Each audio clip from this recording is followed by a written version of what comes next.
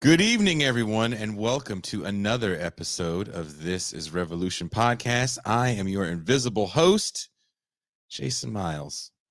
My camera, for whatever reason, has decided to tell me to go F myself. So what you're going to get is the copy of Exodus's first album, Bonded by Blood, that was definitely denied by the labels when it first came out.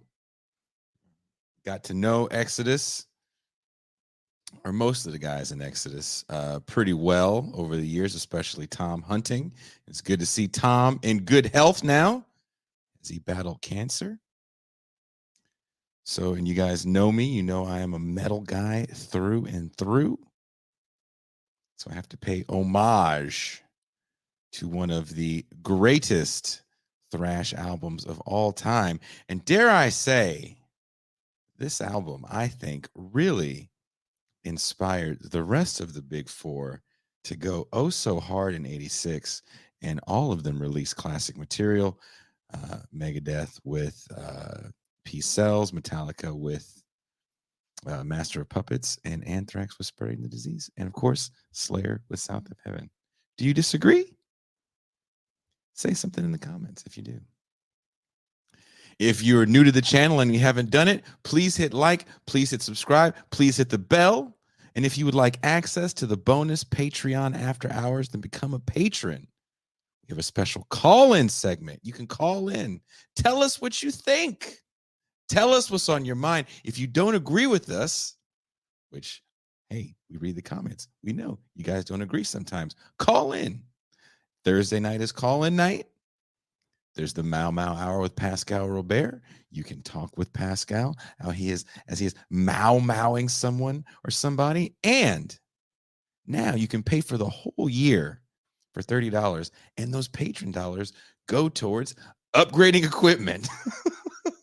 So I can actually get a computer that is newer than Obama's first term of his administration. Yes, both computers that we use for this show for video editing and streaming are from Obama's first term. That being said, speaking of Obama, let me bring in one of his more harsher critics. He is my co-host, my homie, my dog, and he has been fasting for Ramadan. He is the Pascal Robert.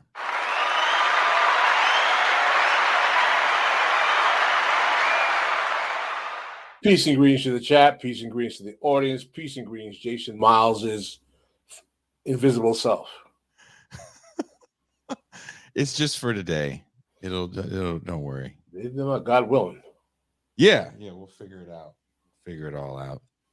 And we have a return to everyone's favorite middle management of the Death Star.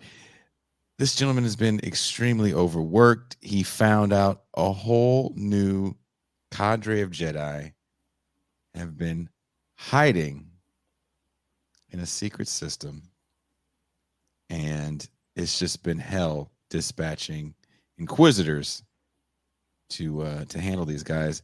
Deep State Kuba is back.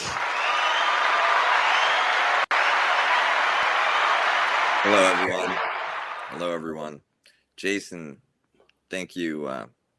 Thanks for maintaining that cover story, but I don't think it's fooling anyone. We all know what I've been up to. After they picked up John Mearsheimer and rounded up all of the other pro-Russia analysts with vague left credentials, they got emergency clones so some of them could hang out in public with the QAnon zombies. But then they threw us all into Dick Cheney's basement. And I've been digging my way out with a spoon. I think I finally broke through into Lord Pete Buttigieg's wine dungeon. And hopefully I'm only a couple of crates of Chianti away from freedom. I've left you alone because every time I wanted to holler at you, Bajalan's like, "Oh man, Kuba's been so busy." I was like, "Shit, well, we'll do without him for a little bit." And then I hit you up recently. I was like, excuse me, with a very timid. Do you think maybe? And the picture you sent me for what you want to talk about, which I will get to extremely shortly. What I do like about not being seen is now I don't feel insecure when I'm reading my script, as the screen is a little lower than the eye level of the camera. So that's cool. Have you guys been following the immigration as far as what's going on with Ukrainian refugees? There's been the exactly predictable sequence of events where you have large scale hero stories about refugees escaping warfare, women and children, and then wrangling, especially with countries like the US and the UK, about how many exactly are we going to receive. But is there anything more specific that that's gotten caught up with the with Ukrainian refugee resettlement? Well, one thing I like to do on this show is I like to be very proactive. I think one thing we've been doing since even before you guys came on, one thing I've always tried to do is never always be reactive to what goes on in the world and always be proactive. And one of the things that I think people have lost sight of is that immigration hasn't changed much under Joe Biden than it was under Donald Trump. And living in a different country so close to the border, it's very, very evident, especially when it comes to Haitian refugees. I actually get to see a fair amount of Haitians even on this side, and there's more on the Texas side of the border, but there is actually a fair share here on the Tijuana side. And I think we lose sight of what's really happening and how immigration looks. And one interesting fact, because there's a lot going on right now. Coachella is back, first of all. Did you see that, Kuba? The officially, but only in like I have to read everyone emails capacity, right? It's part of just being a sysop on this floor of the Death Star. So yeah. And I want to thank everyone watching because of the success of this show. I don't have to go back and work there, so that's a beautiful thing. That's a good sign. It's going to get better. That you're not going to have to work there ever again. The GOP is back in the news with a culture war against Disney. But as I was saying earlier, I don't think that we're getting enough attention about the COVID era Trump policy, which is Title 42. Trump era immigration COVID policy, Title 42. You guys may remember this draconian policy when it was instituted in March of 2020. Title 42 supersedes asylum law and ramps up the expulsion process. The numbers of asylum seekers being turned away in the early days of COVID was high. And at the time, it was CDC approved, if you guys remember. Well, those numbers have been ramped up during the current Biden administration. So while the Biden White House has vowed not to expel unaccompanied children, he's been a mass deportation machine in his 13 months as commander-in-chief.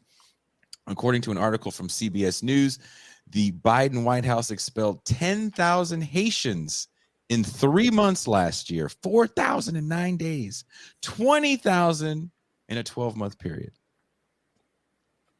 So where we don't hear so much about the children in cages and we no longer have images of crying government officials in front of migrant detention facilities, not much has changed. And as the mainstream media remains silent on the continued immigration policy, most Americans really don't know what happens at the border, they're even under the impression that things have changed. Now, maybe some of you have read or watched or heard about the fact that the U.S. is allowing tens of thousands of Ukrainians to apply for TPS status. But that only guarantees your status in the U.S. for a period of 18 months. For those that are unaware, TPS stands for Temporary Protective Status. And I'm sure Pascal has some opinion, maybe Kuba as well, definitely have some opinions on TPS status, as it is not a clear-cut path to citizenship. It's essentially just a stay of execution. It's what you're protected from is deportation, protected from removal, but it doesn't affirmatively settle any kind of status for the person receiving it. The sad reality is that the immigration situation in this country is so bad that desperate people who will come to this country because of policies the United States has implemented in their home countries in the first place are coming here and are actually thankful that they're just getting TPS. If I told you the number of times Haitian immigration activists have been beseeching presidents from Obama to now to beg them for TPS as if it's some kind of damn gift, thank you for the TPS extension, instead of rectifying the problems that's forcing them to come here in the first place, I would have enough money to go to a really nice restaurant for dinner one time. So that, I mean, do you guys feel the same way, that it means that allowing all these Ukrainians to come into the country under TPS status is more of a PR move than it is a benevolent humanitarian gesture? Well, let me tell you, let me go here for a second, because there is a trope that has been put out significantly in Black liberal spaces and even some Black left spaces that this is white supremacy at work, that they're picking the Ukrainians over the Haitians or the Blacks or the so on and so forth. Now, obviously, I'm not going to deny that on its face, this looks like it's a racial problem. But actually, I think a better explanation is that this is the hierarchy of realpolitik at play for the nation state that is or was the United States. The reality of the matter is that Ukraine is a flashpoint that is important to neutralize the pending threat of multipolarity, which is something in the consciousness of the United States, which normally prides itself on a unipolar world post-Bretton Woods, which you talk about here all the time, after 1944, which basically gave the United States a global monopoly on international trade and sovereignty control over nation states in the West that it was financing with the Marshall Plan pretty much up until the 70s, which caused the ability of Germany and Japan to become trade competitors. Pretty much that brief period of time, to use a hip-hop phrase, got the U.S. high on its own supply, in believing that that is the normal state of affairs that should always be.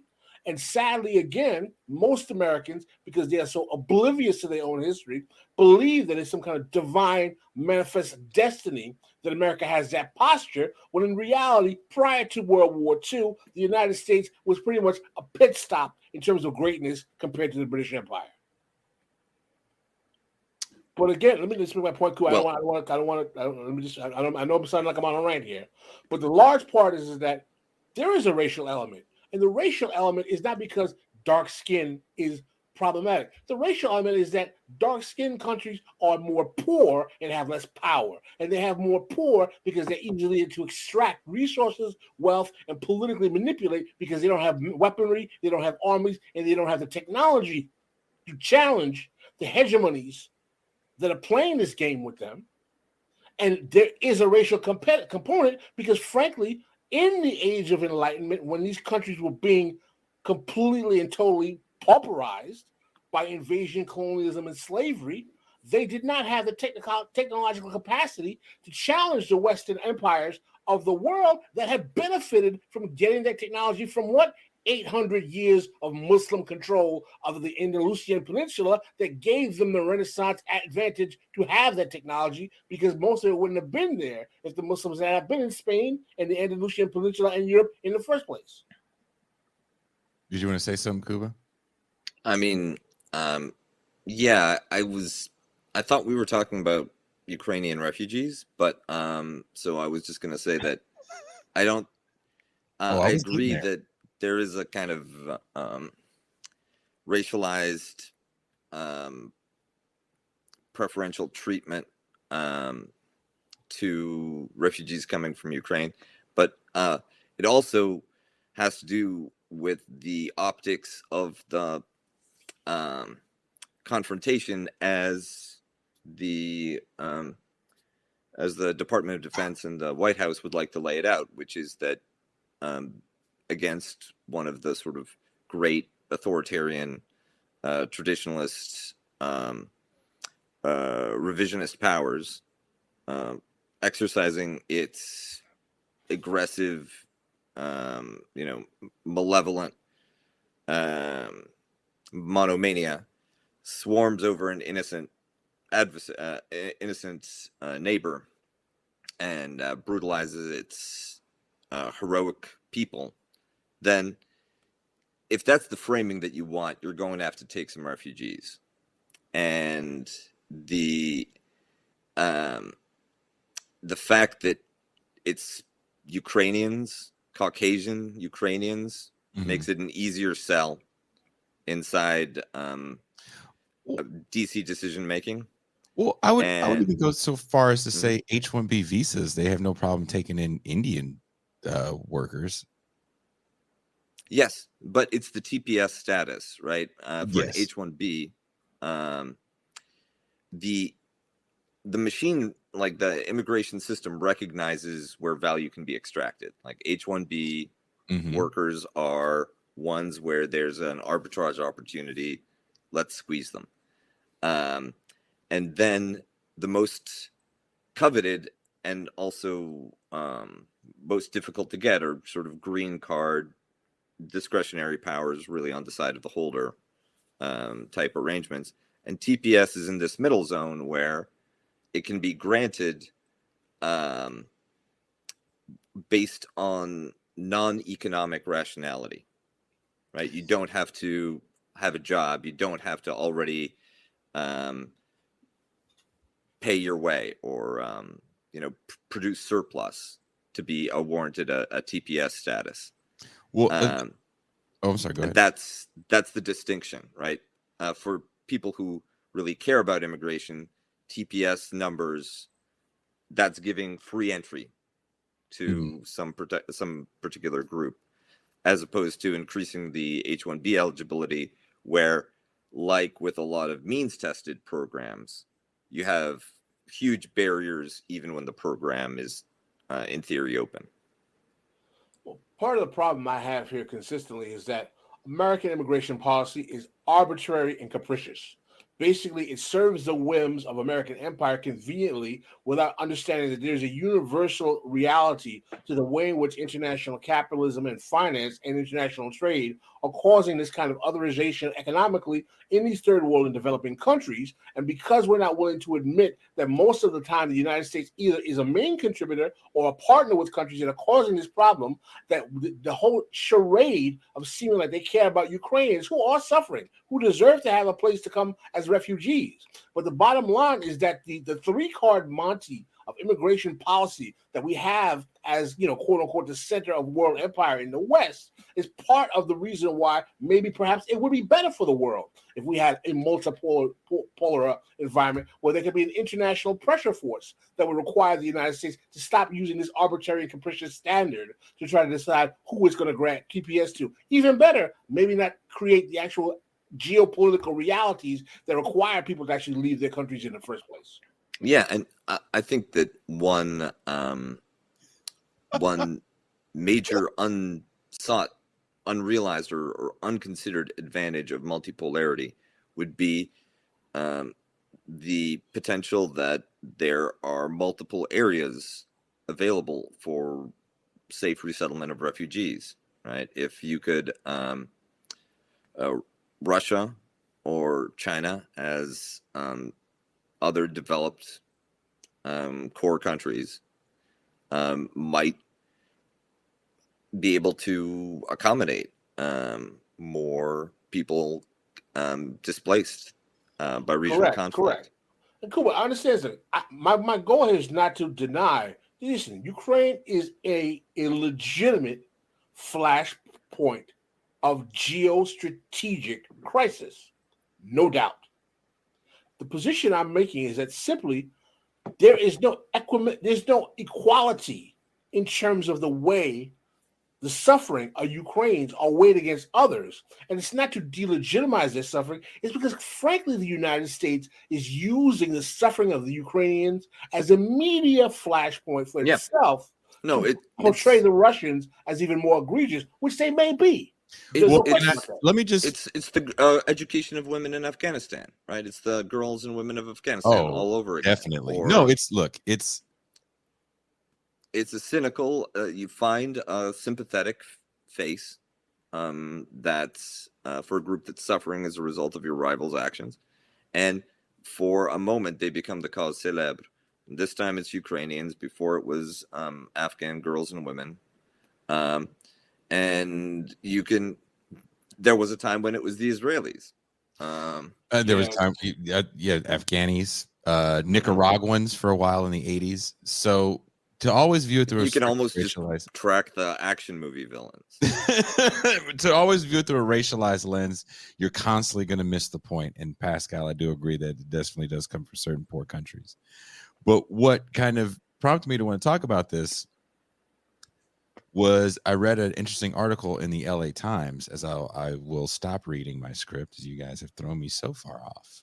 And time is of the essence. Both of you. But I think it's a great conversation. I hope the chat agrees. It's a great conversation.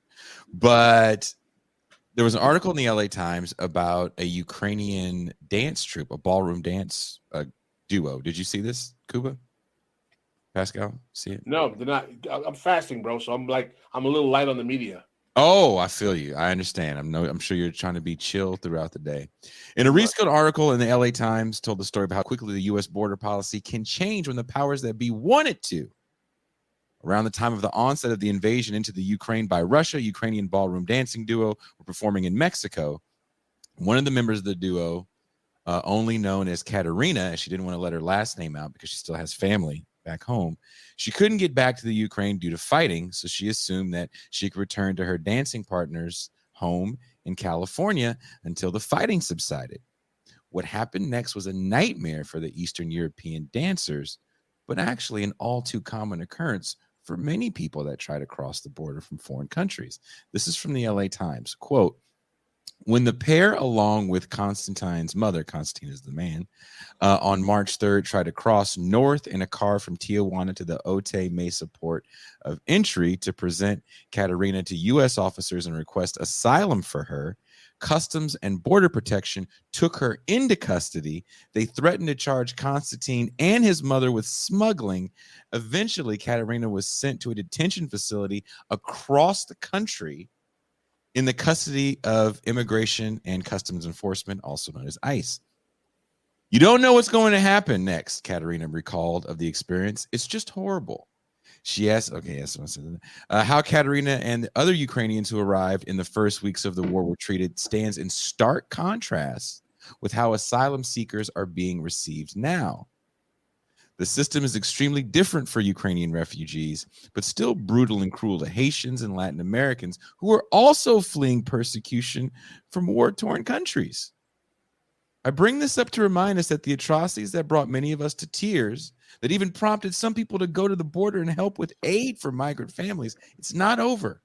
The bad man isn't gone. He's just been replaced by an avatar of justice that was part of the most savage immigration administration in history, the Obama White House. With all that being said, Kuba, I think you want to discuss magical G.I. Joe Negroes fighting Russians in the Ukraine. Is that true? Your words, not mine. But I think that if you have the tweet up and you can share it, then that may go some way to explaining that particular headline you came up with. Give me a second. Give me some time. Be entertaining, you two. Oh, but in the meantime, we can talk about what's happened in Ukraine. And there have been a number of developments, all based on the unexpected fact that the Ukrainian military succeeded at stopping the Russian advance into Kiev. And they performed, the Ukrainian defenders overperformed expectations. And while there is no military settlement in favor of Ukraine, they did force a change in strategy on the part of Russia, which is redeployed its forces from around Kiev to try to contain the most dangerous and strongest groups and units of the Ukrainian military, contain them in the Donbass, isolate them, and potentially destroy them there, as an alternative for overall Oh God, just control of Russia. I thought that was Of, Chuck of Lee when you Ukraine. sent that picture at first. And this is part of Malcolm Nance is trying to get black people to go fight in Ukraine. So I think that this is like, we don't have to racialize this. This is just straight up ex-military midlife crisis. Material. This is every Tom Clancy hat. This is like every Soldier of Fortune magazine subscription. It just happens to be that, and it's cross-racial in this case. But yeah, like there's a lot of dads out there who think they look like Bruce Willis that see themselves sending out this heroic tweet. They end up looking more like Tom Willis. But yeah, I gotta say, he does not, the machismo and menace that he imagines he's exuding are not immediately apparent to everyone. Perhaps the nicest way of saying it. Or anyone. But it is interesting for me that this brings together a whole bunch of different trends about the Ukrainian war and about the way that the West, and especially the United States, has been imagining the Ukrainian war. And there is now a substantial presence of foreign volunteers, and that has been true since the very beginning of the conflict on both sides, with pro-regime Chechen forces among the separatists in Donbass and pro-independence Chechens fighting for the Ukrainian military. Different ideological fellow travelers from around the world on both sides as well.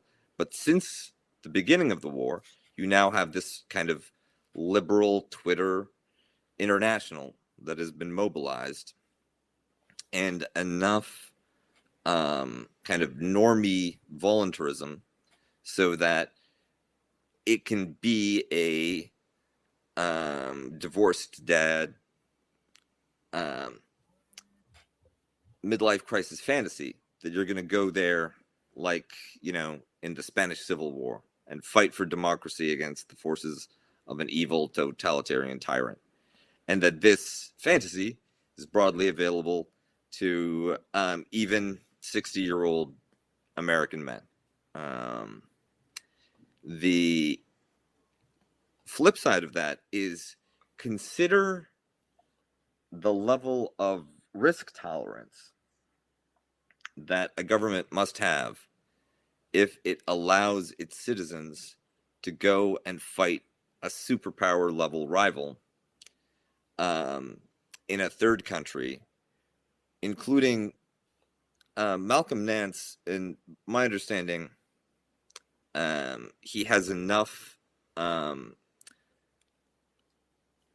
potential experience militarily to be like a non-trivial figure in case he's captured or killed.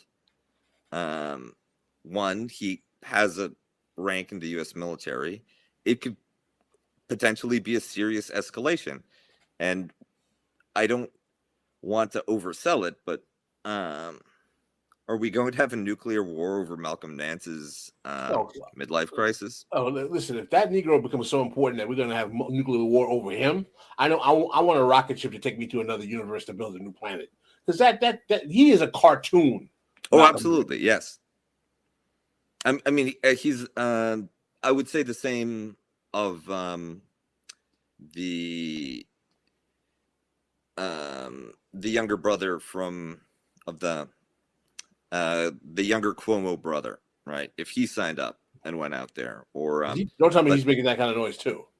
No, I'm just imagining that it's something that let's start that noise, right? Like, I'd rather not. You know, Andrew Cuomo. I mean, what this really demonstrates, quite frankly, anyway. I mean, from my perspective, I'll be very clear.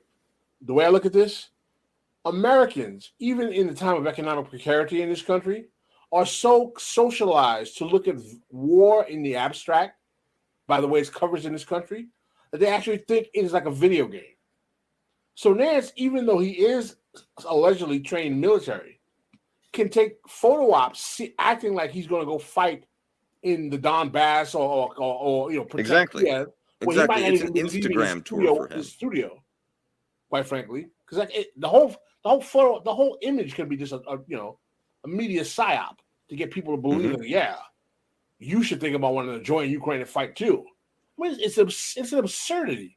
But what it does demonstrate is the level of desperation in which the partnership of American empire and its media collaborators are in trying to create some kind of moral exegesis for concern about the Ukrainians if there is a legitimate exegesis based on the suffering in itself, which I don't deny. Why play the comic book games? Why do we need them? Oh, I don't think that there's any. I think that this is a situation in which there's much lower level interests that are driving the agency of individuals.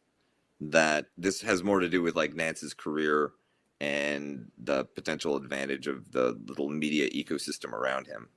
I can wax rhapsodic on why I think the fact that Malcolm Nance, as a melanated Negro in America, prides himself on being a CIA agent is just like the epitome of just like, step and fetch a tree. But I don't really want to go there necessarily, but I really do in some ways. I mean, it's listen, have there been, Negroes that have been spies and working for American intelligence, domestic and foreign? Foreign, of course. But to be in the neoliberal age was somehow that we are so divorced from the context of how American intelligence industries domestically savaged Black and brown freedom fighters from throughout the whole history of Black iterations of Black people seeking racial and economic justice in this country, to not only compare to what is the way in which we've had American intelligence used to assassinate foreign leaders in countries like, Patrice Lumumba, for example, or assisting doing that with countries like France with Thomas Sankara.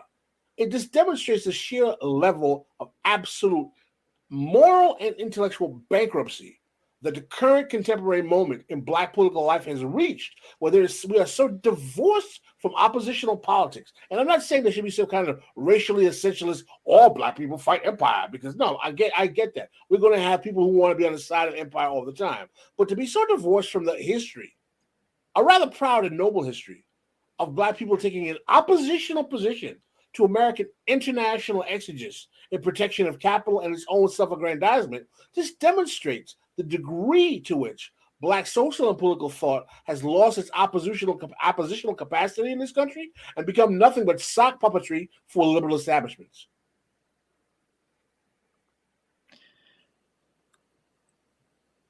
I mean, I think that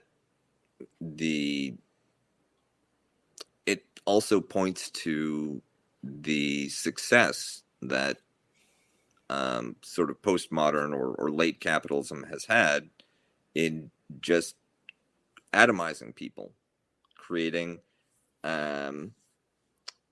individual stories and individual narratives that leverage or gesture at something that might be collectively recognizable, but everybody needs to be hustling. Everybody needs to individually maximize their own career potential, or else, right? The consequences are very, very severe. Well, listen. The question becomes: well, are you saying that all black people need to fight empire because isn't that racially essentialist, or aren't you putting a burden? That's actually a fair question. I can't expect all black people to want to be, champions of the revolution or challenge empire. But the bottom line is that when at the same time, now this is what I'm saying. If you're a right winger, if you're Thomas Sowell who wants to talk about America is great, we don't have to worry about what we do abroad, or Glenn Lowry or John McWhorter or any one of these sock puppets who will basically champion empire and not challenge it, then yeah, okay, you can fly the flag and say we're going to do this. But if you're going to say that, yeah, I'm willing to go fight for America all over the place and be a liberal, and at the same time think about, oh, it's so racist over here, give me my reparations. Is there a little inconsistency in that? You fly your flag, but cry about how Uncle Sam is spanking your ass, but wear a pin that says "I love America." Which one is it? Well, I think that there's a aspect to the media and political game in the U.S. regarding how you can selectively activate various sort of like racial triggers. So, and on all sides, right? Like, Beto O'Rourke kind of picking up, using that Hispanic sounding nickname, even though he's a Irish guy. But there's definitely a particular congruence of opportunity and legacy that African American intellectuals have to deal with. And like you said, it creates this John McWhorter, Thomas Sowell niche of which is not intellectually valuable, but is valuable as a type of ideological and emotional reassurance for conservatives, essentially. Right. No, I totally get what you're saying, Kuba, and I understand completely. But if you don't mind, unless you want to add more, I'd like to shift to my subject matter, please, for the evening. And I'd really like to engage in a little exchange with you here. As we know, for those who do know or don't, France is going through its presidential election right now. And what is particularly interesting about the French election, for those of you who do not watch French politics, is that we have Emmanuel Macron, who is basically the youngest president France has had in its modern history, who is a patent neoliberal according to most objective standards, in the kind of classical kind of neoliberal privatization type of capitalist type of politics. But what is really sad is that because France is also in its moment of confronting the new wave of reactionary right, which is not that new because France has been around since really even before the millennium, what is happening is that Macron is supposed to be supported as the bearer of all justice against the rise of Marine Le Pen. Now, Marine Le Pen is a daughter of her father, who was also Le Pen, or named Le Pen, but was a father of a very right-wing party called Front National. A paratrooper, a former paratrooper who occupied Algeria, was part of the occupation administration in Algeria. Right. Now, for those you don't know, the French have already a horrid history in terms of their relationship with the Algerians, in terms of the Algerians' independence fight, and the French were a brutal colonial administrator of the Algiers as well. But the larger part of the problem is that because France is inundated because of the way it's basically treated many of these Muslim countries in North Africa and as well as West Africa, and economically, just extracted beyond words, all as combined with oftentimes importing immigrants for cheap labor. France has a large Muslim population coming from these countries. The French, I would make the argument, are the most anti-Muslim European country in Western Europe, for my personal experience. And there's a historical reason for that, going back to the way in which particularly French Catholicism merging with their version of liberté, égalité, fraternité, secular humanist ideology becomes a pretext to say, we don't care about race, we just don't hire any Arabs type of reality. So what is particularly noxious of French society is that their charade of egalitarianism is actually the bulwark or the stick or the baseball bat that is used to deny the racialized oppression that exists in France. Let me give you an interesting statistic. We talk about often in the United States about how African Americans make up 12% of the population, but it's some statistics 40 to some odd 50% of the prison population, which is egregious, but we also know that's a consequence of the racialization, the otherization, and the racialization of capital, and the way in which it renders Black people disproportionately to surplus redundancy in terms of the labor market, with all the social harms attended going to them, prison, drugs, so on and so forth. We know that. Paris and in France, particularly in Paris, Muslims make up in Paris 10% of the population and over 70 to 75% of the prison in Paris. So obviously, what we're seeing is that the racialization of the Muslim minority in France and in Paris is egregious to the point where in America, a country that actually had slavery of Black people, is actually more humane in terms of its carceral state relative to its oppressed minority than the French. And I know in the consciousness of many people, this is a phenomenon that I find difficult with many people to understand, because they have this idea that, oh, the French are so cultured, they're so intellectual, oh, they have such great intellectuals and thought, oh, the croissants are amazing. The French are not racist.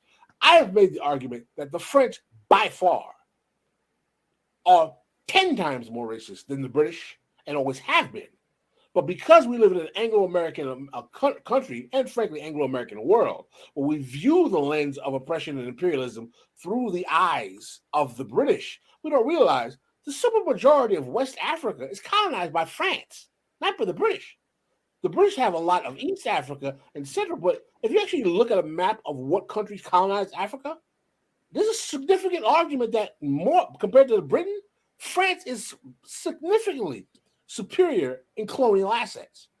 So for those of us who have this notion in America, oh, the French are wonderful, they're not that racist, you really don't know the imperial and colonial history of France. And as a Haitian, believe me, I'm very familiar with that. But getting back to the election, because of this immigration, Marine Le Pen and the reactionary right has risen as in a Trumpian type of faction to be the alternative to the traditional neoliberal fake left flank of capital that they have in France. And because people are crying the cri de guerre of fascism is rising its ugly head in Europe, they're trying to rally the troops around Macron. The problem is Macron, because he's a neoliberal bloodsucker, has been supporting austerity policies in France that adversely affect the French, for example, cutting their pensions, which ended up causing the yellow vest protests that we had a couple of years ago, where people were saying, like, listen, this guy, because the French love their social safety nets and their state policies to subsidize their citizenry. And they're so disturbed that Macron is basically cutting costs by gutting and going into austerity, that it caused a massive rebellion, French style, if you will, with the yellow vest riots and rebellion.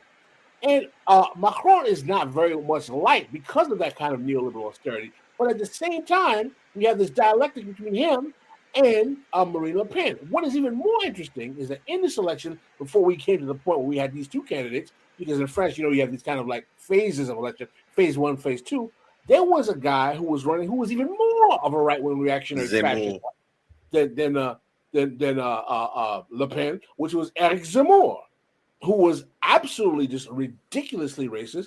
And people were worried that France was moving into an even worse manifestation of reactionary right-wing politics. And what is fascinating to me is that, Eric Zemmour was clearly seen as illegitimate in the eyes of the French population. He was knocked out. The left candidate was left asking himself, what's the name of the left candidate? Merlon? What's the name? Mélenchon.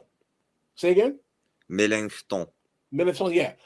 he didn't win enough. But the question is he going to take his votes and put them behind the neoliberal Macron to kind of cut away from the chances of Le Pen winning? If you're finish off, all I have is an opinion, but Mélenchon, he's been in this situation before, and it's a complete loser to tell your people to vote for Macron, because the ones that are going to would do so anyway.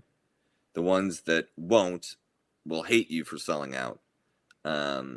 And trying to direct left voters is like herding cats. It's the payoff just isn't there. I totally agree with you. But anyway, that's the position he's in right now. So recently, I believe in the last couple of days, there was a debate between Marine Le Pen and the current president, Emmanuel Macron. I got a chance to watch a decent chunk of the debate. This was something that was fascinating to me, moderately disturbing, because something that I had seen, let me correct myself, something that I have said on this show literally was manifesting on the screen. Remember when I said that the reactionary right, in order to maintain legitimacy, would go as far to even implement or argue for social democracy? Mm-hmm. I'm watching the debate between Marine Le Pen and Macron, and she is defending the welfare state system as a right-winger against his neoliberal austerity, sounding like she is like the female version of Bernie Sanders. Yeah, no, it's there's less of a paradox to it in Europe, where most of the conservative parties are Christian conservative, or they're not capitalist liberal, 19th century liberal derived, is what I'm saying, and therefore they have more of an intrinsic suspicion of the market and a willingness to introduce social welfare. As long as the citizens are white. Yes, exactly. As long as you've got the it's a virtue filter. And it'll be interesting to see if that's effective against Macron, because Macron is unusually vulnerable in that respect. Like you said, he is an almost unadulterated figure of economic neoliberalism. He's austerity politics. He is that vision of public policy, which generally has been more and more discredited and couldn't be less popular. And you know what else is Le Pen may fascinating? have an opportunity. This may draw blood. What is actually fascinating as well is that Macron has been on some kind of like intellectual tour of African colonial territories of France, talking about, France is not so racist. We support our African countries that still pay us reparations for our colonial imbibement on their land. It's absurd. But at the same time, they're talking about in France now how American postmodern philosophies and ideas, Black Lives Matter, are tainting French society, which I find hilarious, since it was the French philosophers like, Derrida and all those other guys that came up with that postmodern crap in the first place. But it's fascinating how the French are complaining that quote unquote wokeness is disturbing their intellectual climate and culture. And in the same way, at the same time, making the argument that they can still double down on the racialization, because what has been Macron's response to the threat of the reactionary right? Has it been to propose a more liberal or left alternative? No, he's doubled down on the racism to say, I can be harder on these Muslims than you can.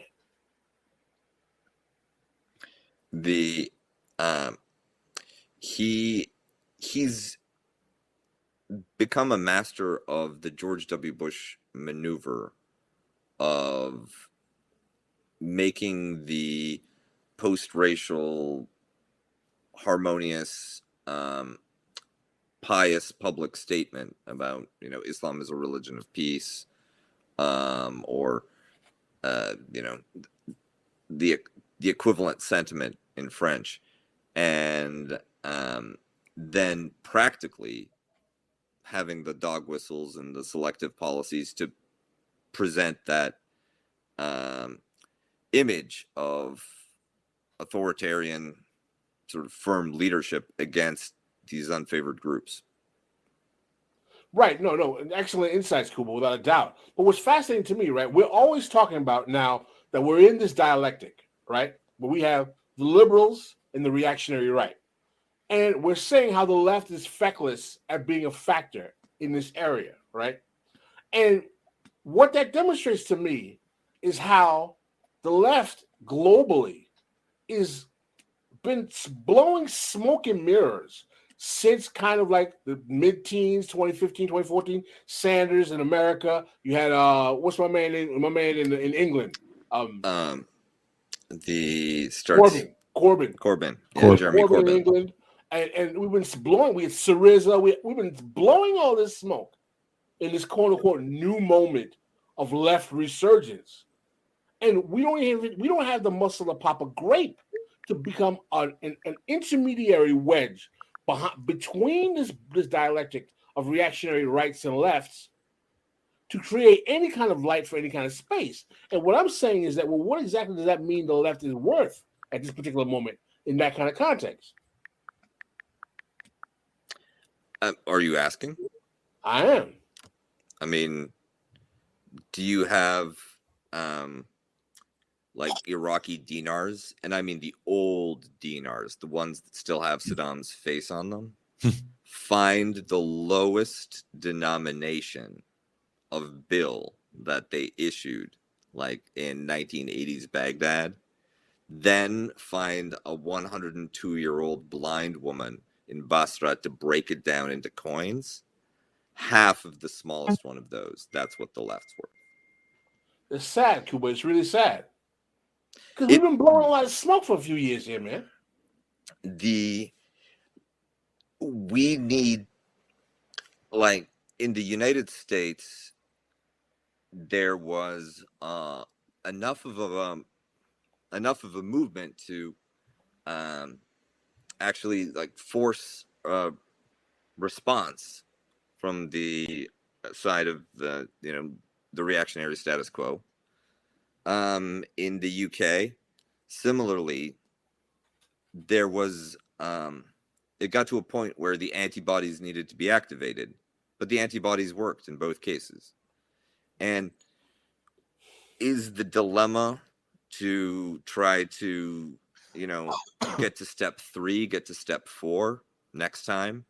Is the dilemma to try to find a different way to affect politics?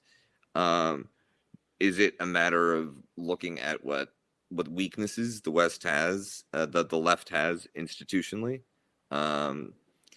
operationally? And it feels like nothing matters more, and it also feels like there's no more hopeless a task. I mean, and the thing is, though, have we lost any sense of basic organizational management of how to mobilize communities of people who are being cannibalized by COVID, by austerity, by ridiculous, cheap, worthless tech, being told that they're going to take away their jobs? Yeah, I don't know who knows how to organize them. I certainly, the right doesn't seem to be lacking in imagination in that area. The right is, yeah, I mean, the right has more resources at its disposal, but it is also a very effective machine with a message that, right, like, can't be appealing for everyone. Why can't the left perform similarly? And I mean, is it because there's such a lack of control of ideological superstructure by the left that all we end up doing is becoming sock puppets for foundation money to act like we're flexing, talking about hammers and sickles and our love for the civil rights movement and looking in the past. Maybe that's the problem with the left. We're looking at the glory days and heydays of the past, and no one's thinking about what do we change, because there's a lot of that on not only the black left but all of the left. Well, I think that's one thing which is true. When the left was stronger in the past, there was a positive vision that accompanied the project and was in some ways specific. It wasn't just like one day things will be better, but you could imagine a tangible future in which at least some of the problems that were bedeviling us have been defeated, been put to rest. Now, there's what even is the left-wing promise for the future? Coming from where? I mean, coming from so Bernie Sanders, he could promise realistically that the country will stay the same, but you'll have Medicare, all of you. I don't know what Jeremy Corbyn meant for British voters in terms of what they imagined the future might be like if he could do what he wanted. Syriza, a lot of the time, it's just neoliberalism softened or with some of its harsher facets worn down. I mean, a little social democracy would go a long way in this country. I mean, I think I might have said this on air. And this is the Marine Le Pen danger, which I think Pascal is correct to reiterate and to point out, that because a little social democracy would go a long way, when you get to that neck and neck point between a neoliberal and a reactionary, if the reactionary is the one who can make that social democratic pitch, that may be the tiebreaker.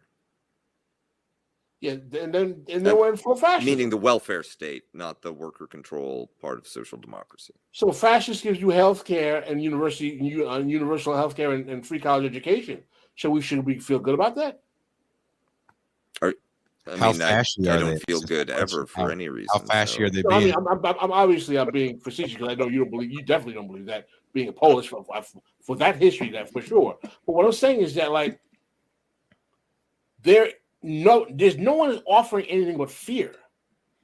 And I'm not talking about this punch a fascist in the face ridiculous response. I'm talking about there's no strategic response to ideologically operating options rooted in truth for citizens in the Western world to fight a right that has legitimate arguments about how the liberal democratic stewardship of America in the 50-year counter-revolution and the world in the 50-year counter-revolution has been a disaster by these liberals governing these countries.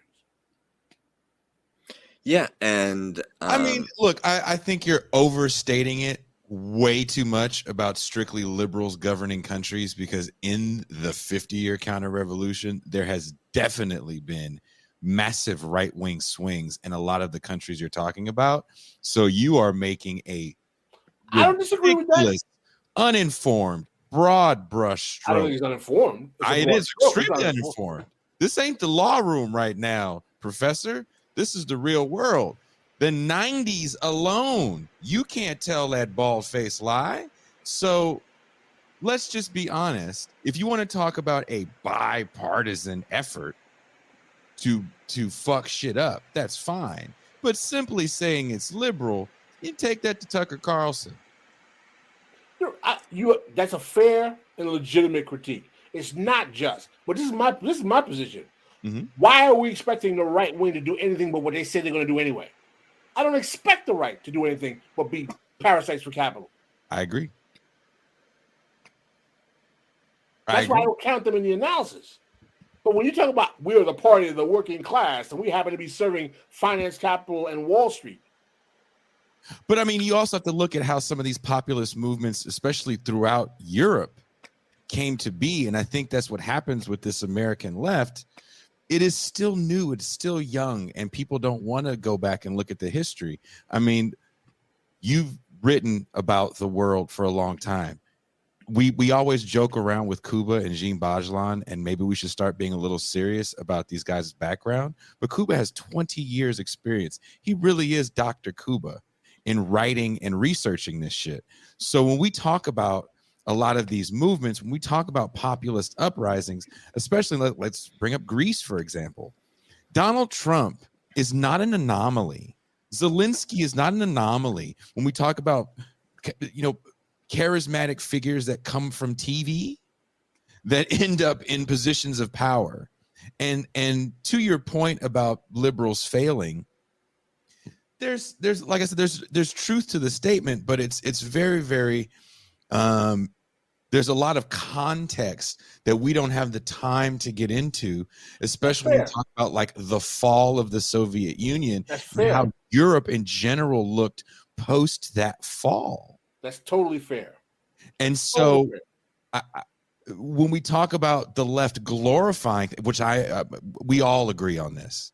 And let me just say this first and foremost. I apologize if I sounded a little upset. I'm not upset at you. I will always agree with you more than I disagree with you. You are a fountain of knowledge that I constantly drink from. So let me say that before I say anything else. No, I mean, Jason, you're not wrong for trying to check me, because one of the reasons why I come off harder on liberals is I expect nothing from the right except blood and suffering, because that's what they do. That's to me, conserve means you're trying to conserve misery. So I expect nothing from them. And I know liberals will coalesce with the right. But if you're going to at least act like you are the charade of the politics of the black, brown, suffering, and working class. I mean, my God, why do you have to manage the empire with more parasitic bloodlust than the right wingers you claim to hate? That's true. Yeah. There's also a fascinating question of the development of the word liberal in the way that Americans talk about politics, because it takes on a completely different meaning than it does in Europe. And between the 80s and today, it becomes this kind of omnipresent marker, which for some audiences means anything bad, for other audiences means anything good, and for the mainstream sort of gatekeepers means something acceptable. But the actual category gets distorted, so it's not just an economic descriptor, but a cultural descriptor, a social descriptor, right? Things can be, people can be socially liberal but economically conservative, or economically liberal and socially conservative. And until it's just a label that can be applied by anyone to anything. And the important thing is how it's read, right? Like the fact that it triggers the right people in the right ways. That becomes the essence of the term. Sounds good. We're at an hour. We're oh yeah. We have to give people a couple more minutes because of the extreme technical difficulties. I have no camera until further notice, so I will tell people I was wearing my Bronco. It's because he's becoming dangerously handsome. he was already pushing the limits of what the technology could safely accommodate, but then he improved his diet by 5%, and he started doing stretches before showering in the morning, and then boom, red zone, right? Like they had to get a SWAT team to like secure the area, just remove all cameras, all image capturing device, danger, peligroso, hermoso, right? Like the hermanoso. I'm trying to remember what handsomeness is. I am. People keep saying, I bet Jason's wearing a plaid. I am wearing a plaid shirt, and yes, it is buttoned. ridiculously low because I'm a ridiculously low button guy. Pascal soon will have his shirt unbuttoned ridiculously low as well because summer's approaching and Miami is hot. I do want to talk to you guys about one of the more interesting things in the bonus half. We're going to take your calls. So before we go, I want to remind people, if you guys want to call in, there's a lot of opinions I see flying on this chat. If you want to call in and address these opinions, there's only one way to do it, and that is become a patron. Patreon.com/ since you guys love to complain that I say the wrong thing, / Bitter Lake Presents. And for as low as $30.24 US, you can have access to all the fun stuff. Next week, Friday, 6 p.m. Pacific time, we're doing another movie night. So I'm shocked. I think I showed you guys the numbers the other day. We just went over 800 patrons. What's the new movie? We're going to watch The Free State of Jones. Free State of Jones. Oh, with Matthew McConaughey, eh? Correct. Yes, Texas's next governor. Speaking of people who make a charismatic impression on TV and film. Once I was watching, I can't remember what I was watching. Maybe it was Adam Curtis. Maybe I think I rewatched Century of the Self, all 4 parts. Man. I was writing my Bill Clinton thing, and I read a lot and I write a lot before I do these video essays. And that's why I'm always behind the 8 ball when I'm getting them done. But anyway, I rewatched all 4 parts of that, and I did find it interesting that Bill Clinton was the first, or so they say. As Adam Curtis, he definitely plays very fast and loose with facts. Focus group president. I couldn't say he's the first. I think that goes back. That's since the rise of television. You think? Yeah, I would never say that he's the first focus group president. I don't buy that. What do you think, Kuba? I think there was a qualitative shift, and I don't think it has to do with him personally. It's just generational. George H.W. Bush still had more distance from the machine part of the machine. George H.W. Bush belonged to the conspiracy wing of the elite.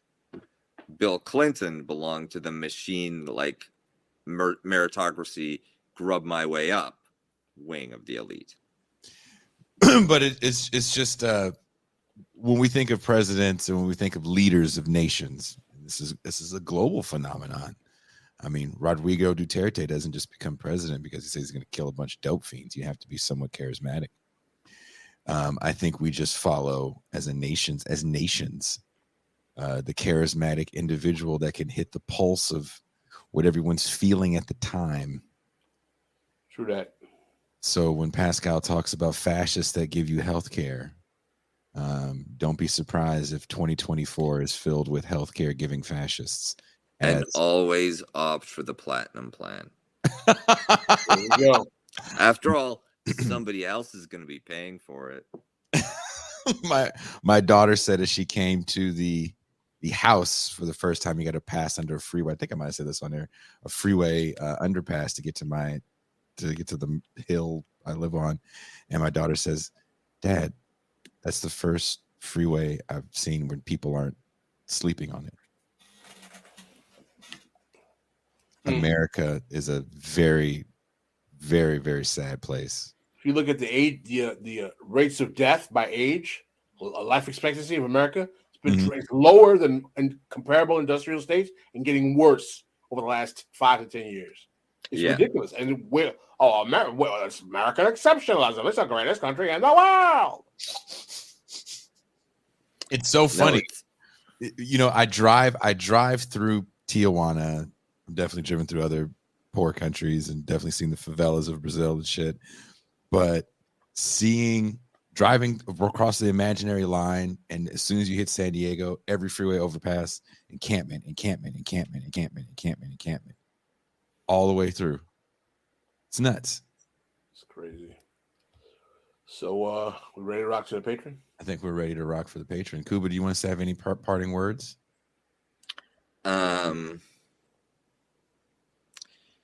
Yeah, like it's a double whammy when infrastructure starts collapsing, because you not only lose a bridge for the road, you also lose habitat for homeless people. And Yep. I can't believe that it's gotten to the point where that's something you should factor in the next time a bridge collapses in Michigan or Oregon or Pennsylvania. But that's where we're at.